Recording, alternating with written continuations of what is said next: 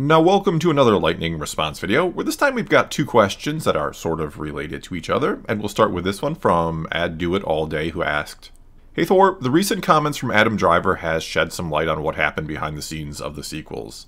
With the 6-year anniversary of the release of The Last Jedi just passing, I was wondering what your thoughts are on what happened and what could have been had Kylo stayed on his original arc. Thanks." And what he's talking about here, for those who don't know or haven't heard, is that Adam Driver was recently on the Rich Eisen show and basically said how the original idea for his arc, for Kylo Ren's arc, was going to be sort of the opposite of Darth Vader's. That he was going to start out sort of weak and conflicted, and as the trilogy went on, he'd grow stronger and stronger with the dark side, which is then, in a way, kind of the opposite of Vader's story, how he became more conflicted at the end and then comes back to the light. Which I then think means, and though I don't know that he actually said those words exactly, but I think that means he dies as a Darksider in the end, that he is not saved and or redeemed, which I think is, at face value, and obviously not knowing exactly how they were going to pull it off or what the actual story would have looked like start to finish. But I think it's an interesting idea, or at least there's one there. I think one of the things that people maybe didn't like so much about Anakin's story is that it seems like he makes this one bad decision. He decides to save Palpatine and kill Windu, or chop off Windu's hand and let Palpatine kill him. And suddenly he's full on dark side. He's kneeling before Palpatine, he's taking his Sith name, and he's immediately going off to slaughter all the Jedi, younglings included. And that all kind of feels a little fast, or maybe a little rushed. Like there would have been a little bit more to it, a little more pushback from Anakin before Darth Vader came in and quote-unquote destroyed him, as Obi-Wan might describe it. Even though, yes, we know Palpatine has been manipulating him for years. We will watch your career with great interest. We know he's beginning to not trust the Jedi or to think they're against him. I know there is, of course, tons of things that help explain it. And there were other warning signs, like what he did to the Tuskens, that let us know he was, shall we say, susceptible to the dark side. And that after Padme is killed by him, or so he believes, he doesn't have much of a reason to feel the pull to the light anymore, like Kylo Ren might. Because he, Kylo, still has plenty of people out there who love and care about him, and that he, I'm assuming, once loved and cared about. In other words, I again do think there's the potential for an interesting and great story there with Kylo Ren, to show the true power of the dark side, if you will, to show a character who has a family who loves him, to show he has pretty much every reason to come back to the light, but he just can't do it. He can't overcome the dark side. He's not as strong as Darth Vader or Anakin was. Which is then kind of the sad irony of the whole story, because what he wants to be, what Kylo wants to be, or what has sent Ben down this path in the first place, is a desire to be as strong as his grandfather was. He wants to be as strong as Anakin or Vader was. But, and this is where the irony comes in, but what made Vader strong in the end was being able to reject the dark side and come back to the light. But Kylo or Ben both doesn't understand that, and he can't do it. And so he tragically has to be killed in the end, probably by Rey, which some people might argue is now a terrible new ending to the Skywalker saga. But I think, again, if done right, and that's a big if, it could make Anakin's story overall even more impressive and impactful, that he did come back to the light, that he could resist the dark side and bring balance to the Force.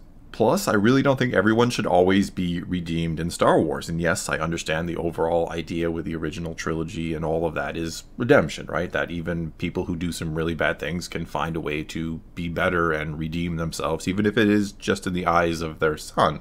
But sometimes people do die the villain. Sometimes there is or should be an ultimate price for the decisions we make that we can never truly repay or be forgiven for.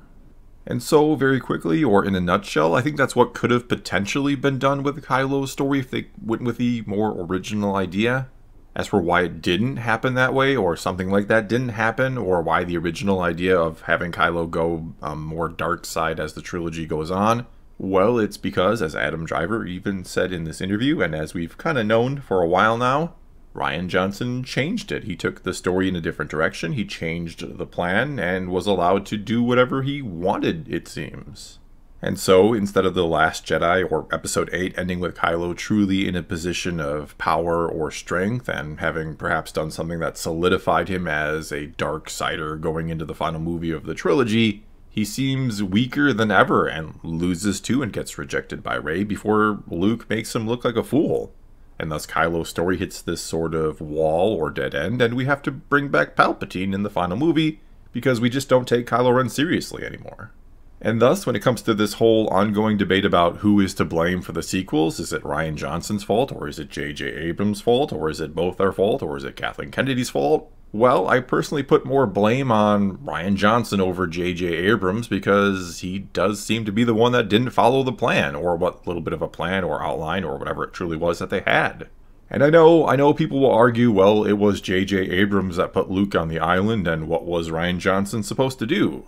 Well, he didn't have to make Luke a broken down man who wanted to die and had given up on the Jedi. He could have done a lot of other things to explain why Luke was on that island. And though I'm not saying The Force Awakens was a perfect movie by any stretch of the imagination, or that there isn't blame to go around and some doesn't belong to JJ, but let's not forget that Rian Johnson was the one who wanted the end of The Force Awakens changed, that originally Luke was going to be found by Rey meditating with rocks floating around him, clearly not having given up on the Force and on that island for a different reason, and that Johnson changed that idea.